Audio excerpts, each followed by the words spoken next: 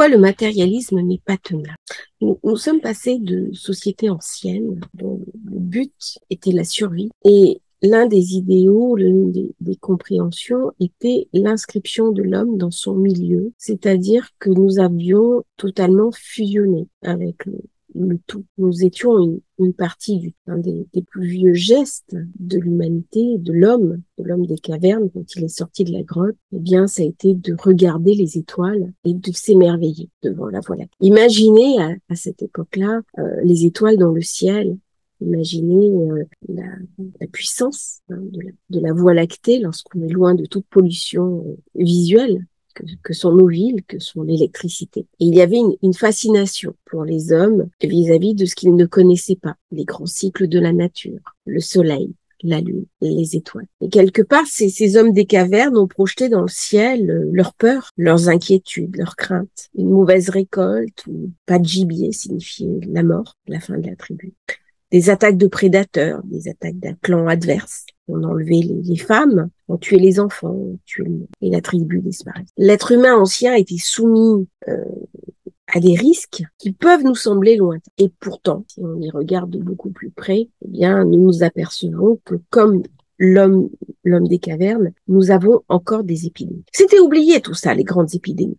Nous étions persuadés que, je dirais en 2019, que c'était fini. Au temps de la peste, Venise, les grandes peurs, hein, la peste noire, le choléra, le typhus, tout ça, c'était du sporadique. Les antibiotiques pouvaient tout soigner et d'un coup, nous voilà plongés 2020 Covid dans quelque chose que nos ancêtres connaissaient parfaitement, qui sont les grandes épidémies. Alors cet homme des cavernes, bien sûr, il avait à lutter contre les maladies. Une simple coupure, pour peu qu'il soit sur une zone tropicale, ça s'infectait, la gangrène s'y mettait et la personne mourait dans des conditions effroyables. Et puis il y avait les attaques d'un clan par un autre clan, le viol des promises, les captures des femmes. Et en 2019, eh bien, pareil, nous étions persuadés être à l'abri. Nous étions persuadés que tout cela appartenait au passé et que nous allions vers quelque chose de beaucoup plus global, beaucoup plus globalisé et parfaitement apaisé. L'histoire est traître et c'est souvent une répétition, c'est souvent quelque chose qui revient, qui se répète. Dans ce qui se passe en Ukraine, dans ce conflit avec la Russie, eh bien, il se joue en format beaucoup plus important, ce qui jouait avant de tribu à tribu, de nation à nation. Exactement la même énergie de conquête de territoire, de dépossession de terre. Quel est mon territoire? On voit très bien ça en décodage familial. Quel est mon territoire? Quelle est ma zone? Et ma zone, elle vient de mes ancêtres. Donc, je revendique cette zone étant mon territoire, ou je te refuse cette zone, qu'elle soit ton territoire, car c'est mon territoire. En fait, toutes les luttes humaines ont toujours pour origine, des guerres de territoire. Et là, nous sommes sur un plan symbolique. Le matérialisme, à un moment donné, la science est apparue comme la solution à tous nos problèmes. La matière comme état, c'est une chose. Même si on est dans la spiritualité, même si on va dans les annales akashiques, on ne peut pas nier qu'on a un corps, on ne peut pas nier que notre corps a des besoins, que ce soit les besoins de sommeil, le besoin de repos, les besoins alimentaires. Et si on regarde bien la pyramide de Maslow, des besoins qui sont un peu plus élevés, un peu plus superficiels, un peu plus subtil, pardon, pas superficiel, mais subtil, comme le besoin d'apprentissage, le besoin de s'ouvrir au monde, le besoin de transmettre. Tout ça font partie des besoins de la pyramide de Maslow. Donc le matérialisme, nous y sommes tous. Le propre du matérialisme, c'est de dire, eh bien, la matière est le but de la vie. C'est-à-dire, nous naissons, nous vivons et nous mourons. C'est tout. Lorsqu'on est dans une démarche spirituelle, la question clé de la spiritualité, c'est le sens. Si ma vie s'inscrit uniquement dans l'ici et maintenant, s'il n'y a pas autre chose que cet aspect matériel, il n'y a pas de sens. Or, c'est véritablement le sens qui crée la raison d'être. S'il n'y a pas de sens, il n'y a pas de raison d'être. Si on est dans la matière, il n'y a pas de sens. Donc, quelque part, il n'y a pas de raison d'être. C'est-à-dire que pourquoi est-ce qu'on a envie d'apprendre? Pourquoi est-ce qu'on a envie de progresser, de s'améliorer, de transmettre, de diffuser aux autres, d'apporter aux autres, si notre vie, à l'échelle humaine, c'est uniquement à dérouler. Si notre vie, c'est uniquement à dérouler, autant profiter de la vie. Donc, autant prendre ce temps pour soi. Si nous consacrons une part importante de notre agenda, de notre énergie pour les autres, c'est que nous considérons profondément que la vie a un sens. Et que donc, nous sommes invités à participer à ce sens. Et s'il y a un sens, c'est qu'il y a autre chose, c'est qu'il y a une raison. Et cette raison, elle ne peut pas se retrouver dans la matière, dans la matière.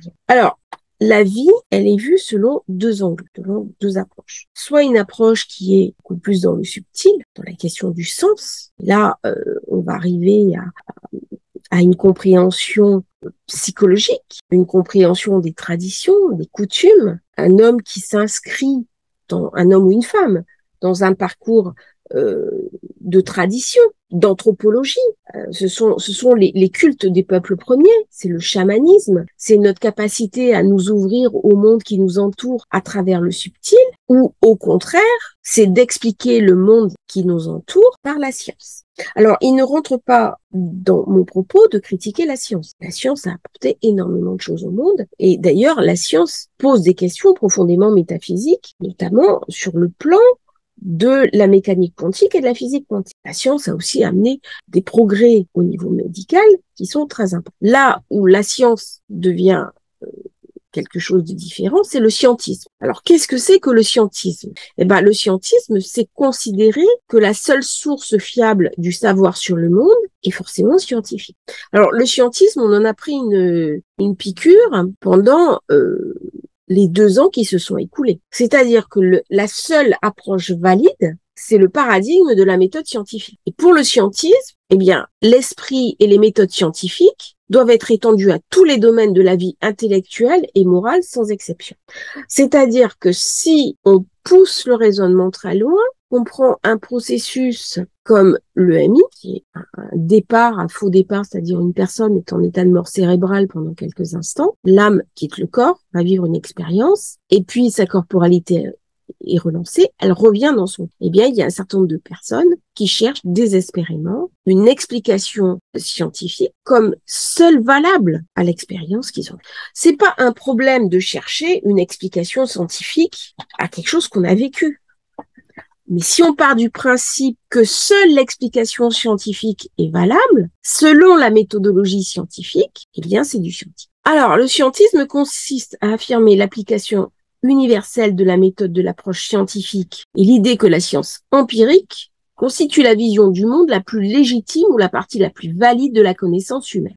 Donc, ça exclut quoi? Ça exclut la philosophie, ça exclut la morale, ça exclut l'éthique, mais ça exclut aussi tous les processus psychanalytiques, psychologiques et cognitifs qui sont en dehors du champ de compréhension scientifique. Or, nous ne sommes toujours pas capables d'expliquer de façon rationnelle et de façon scientifique ce que c'est que la conscience. Donc, une société profondément matérialiste, eh bien, elle va basculer dans l'apologie de la science, c'est-à-dire c'est la nouvelle foi. Et lorsque on considère que la science est omniprésente, omnipotente, omnipuissante, eh bien, ça cesse d'être de la science. Elle va alors s'appliquer à tous les domaines et ça devient du scientisme. Donc, on considère dans ce cas-là que la science peut se substituer à la philosophie, à la métaphysique, et que seule la science peut répondre en termes de solutions aux grands problèmes éthiques et moraux. Que la science porterait en elle-même la solution des souffrances de l'humanité. Donc on ne répondrait pas aux souffrances humaines par une compréhension de l'humain, par une démarche didactique, empathique et éthique, mais au contraire par une démarche scientifique. C'est-à-dire en considérant que les besoins de l'être humain, les besoins de base, devront être remplis pour solutionner la souffrance de l'humain. Est-ce que l'humain, c'est ça? Quand on est dans une démarche métaphysique, on pense qu'il y a dans l'humain une autre composante qui est l'inconscient spirituel, qui est aussi un besoin que nous avons de nous relier aux autres personnes, de nous relier au sacré, de nous relier aussi au sens de notre vie. Et le troisième facteur, bien sûr, les seules sciences qui sont valides, ce sont les sciences exactes, donc les sciences scientifiques. Ça veut dire que certaines sciences humaines ne relèvent pas de la science, sont trop marginales. Alors, si on prend un petit peu de hauteur, on va pas totalement rejeter le principe. C'est vrai que quand on augmente le taux d'alphabétisation, qu'on réduit la mortalité infantile, qu'on amène l'eau dans des endroits où l'eau n'est pas présente, qu'on amène des moyens de lutte contre le typhus, l'hygiène, qu'on réduit les maladies, qu'on soigne le cancer, ce sont des acquis qui amènent des facteurs positifs. Mais le problème, c'est que le scientisme considère que la société doit être gérée de manière rationnelle, c'est-à-dire qu'il y a des buts et on doit les atteindre quoi qu'il en coûte. Est-ce que nous sommes cela? C'est-à-dire que on est là dans quelque part le jusqu'au boutisme du matériel. Est-ce qu'il y a d'autres chemins, d'autres pistes? La démarche scientifique, elle n'a pas pour objet de dégager des valeurs, mais par contre, elle peut être utilisée pour modéliser des conséquences de tel ou tel système de valeurs, notamment grâce à la théorie des jeux. Et depuis qu'on travaille sur les neurosciences, depuis qu'il y a une compréhension intrinsèque de la compréhension humaine, inscrite au plus fond de nous, du bien et du mal, d'un système éthique, eh bien, on s'aperçoit que, en l'absence de toute croyance, l'humain a quand même des références. Donc, le matérialisme pur et dur qui consisterait à dire, eh bien, je vis, je profite du monde, et après moi le déluge, dans la majorité des cas, je ne dis pas dans des cas très précis, mais dans la majorité des cas, ce n'est pas valide. Pourquoi? Parce qu'il y a dans l'humanité un besoin complexe de transcendance. Il y a un besoin complexe d'élévation. Lorsqu'on ne peut pas donner un sens à sa vie, eh bien, il y a du désespoir, il y a de la souffrance, il y a une crise. Quand un scientifique met tout en œuvre pour trouver un traitement, pour découvrir une maladie, qu'il est animé, qu'il est habité quelque part par une forme de foi, qu'il en ait conscience ou pas. Son but à ce moment-là est d'apporter du bien, du bon. Alors, je ne vais pas rentrer dans le débat sur les traitements, le mercantilisme, les laboratoires, parce que là, on s'éloigne du sujet. On part quand même d'une compréhension idéale. Et là, il y a deux systèmes qui s'entrechoquent. C'est-à-dire que le premier système, est-ce que on est dans le mercantilisme, donc dans le matérialisme, en se fichant complètement des conséquences, ou est-ce qu'on est au contraire dans une vision beaucoup plus élevée et beaucoup plus humaniste de l'être, sans aborder forcément la compréhension de la métaphysique? Eh bien, si nous allons trop loin vers le groupe matérialiste, eh bien, nous arrivons à la société qui a été bâtie à l'heure actuelle, c'est-à-dire une société où on ne pense plus l'avenir, où on ne projette plus l'avenir, où on pense uniquement à court terme, et où des enjeux qui sont vitaux pour l'avenir, pour nos enfants, pour nos petits-enfants, sont en train de se dégager, comme le réchauffement climatique, mais aussi comme ce qui se passe en termes de menaces sur la sécurité, notamment la sécurité nucléaire, ou sur le risque de guerre. Si on se place sur une compréhension non scientiste, non matérialiste, mais dans l'espérance, et c'est en ça que les annales akashiques peuvent nous aider. C'est-à-dire que quand on monte en haut, on comprend qu'il y a différents plans de l'âme. Et s'il y a différents plans de l'âme, c'est pas pour autant qu'on va rejeter l'idée de la science. C'est pas pour autant qu'on va rejeter les nouvelles compréhensions scientifiques, aussi bien en neurosciences, aussi bien en physique, en mathématiques, en géographie, comment dirais-je, en archéologie, peu importe. Si j'ai une révélation, par exemple, dans les annales akashiques, mais qu'elle rentre en inadéquation avec quelque chose qui a été trouvé, je vais essayer de comprendre pourquoi. Je vais pas occulter ce qui a été trouvé en disant non, c'est faux. Les deux peuvent très bien cohabiter. C'est-à-dire que la foi, la métaphysique peut très bien et tout à fait légitime avec la science. C'est ce qu'a fait Erwin Laszlo. Erwin Laszlo a développé l'idée de compréhension akashique au regard de la science. Et il a parlé du champ informatif, qui est un champ global. C'est le champ que Albert Einstein a cherché toute sa vie. Et par contre, c'est plus du scientisme. C'est-à-dire que lorsque vous êtes, vous, dans la foi et que vous avez une personne, un groupe de personnes qui sont dans le scientisme, c'est pas compatible. Par contre, si vous êtes dans la foi et que vous êtes face à une démarche scientifique, c'est tout à fait compatible. Il n'y a pas d'incompatibilité. Alors, pourquoi est-ce que je suis partie de ce matérialisme? Bien, parce que nous sommes dans quelque chose qui va amener à une crise du matérialisme. C'est-à-dire, on est à minuit moins quelques secondes. Comment est-ce qu'on va pouvoir retrouver le sens? Mais pas uniquement le sens individuel, c'est-à-dire le sens global. Est-ce qu'on va continuer à être persuadé que la science pourra répondre à tous nos enjeux, à tous nos problèmes, à toutes nos difficultés? L'intelligence, oui. L'intelligence, la compréhension, le savoir, l'étude, y compris retrouver des savoirs anciens, va nous libérer, ça c'est certain. Mais au jour d'aujourd'hui, les enjeux que rencontre notre monde ne peuvent pas s'inscrire dans une compréhension uniquement scientiste. Nous avons besoin d'éthique. Les jeunes générations sont des générations qui sont très sensibles à l'éthique, aussi bien l'éthique animale, l'éthique collective, les compréhensions des grands problèmes. Et là, il y a un choc aussi de civilisation entre les nouvelles générations qui sont très, très sensibles à ces principes fondamentaux et les anciennes qui sont beaucoup plus scientistes. Alors, aller dans les annales akashiques, ça ne veut pas dire qu'on renonce au matérialisme. Ça ne veut pas dire qu'on renonce à la science. Ça veut simplement dire que nous sommes capables d'accepter un monde auquel nous ne pouvons pas forcément donner de réponse. Qu'il y a quelque part une histoire de mystère et ce mystère, eh bien, il doit nous rendre humbles. Qu'est-ce que nous sommes avant la vie? Qu'est-ce que nous sommes avant l'arrivée du fœtus dans le ventre de sa mère? On ne sait pas. Qu'est-ce qu'on sera après notre mort? On ne sait pas. Si on est dans une vision purement matérialiste, eh bien, simplement accepter l'idée de je ne sais pas, plutôt que de dire la conscience, elle n'arrive pas comme ça de rien, elle arrive forcément de quelque chose.